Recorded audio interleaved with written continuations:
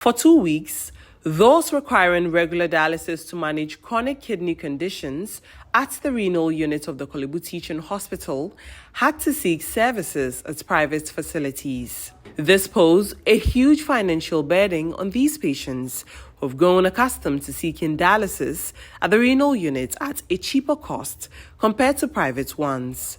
The closure of the unit, according to the hospital, was due to delays in clearing essential consumables needed for dialysis at the Tema port. But that has been dealt with, and the facility has since resumed operations for inpatients only.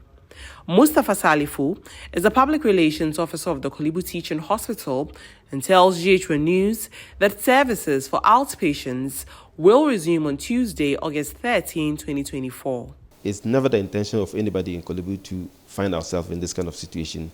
When it happens, it's always issues that are beyond our control.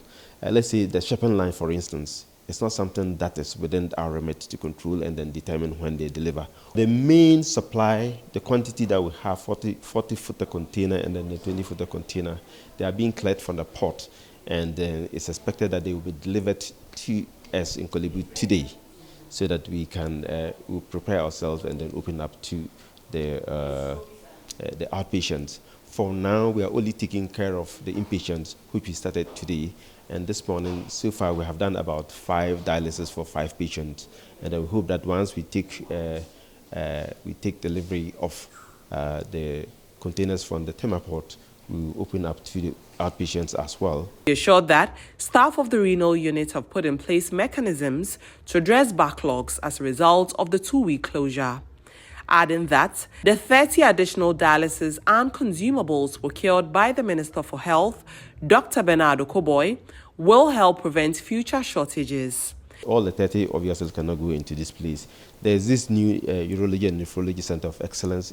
We also have space for dialysis patients there. So, and then we also have the main medical block.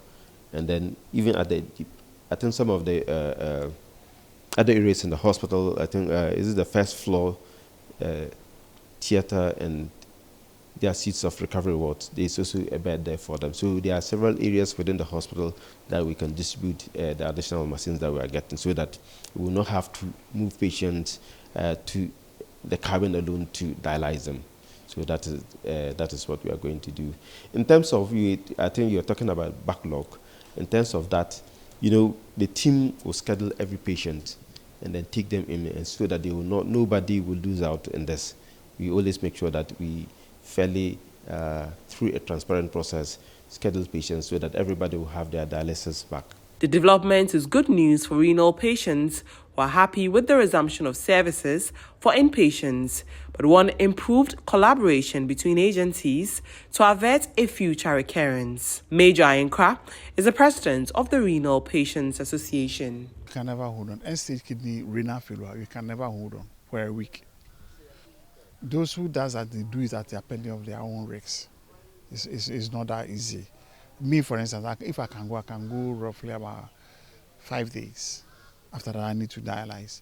So nobody can stay for 2 weeks. Then the person will not eat, will not drink. That one, definitely, something small will pass through your throat.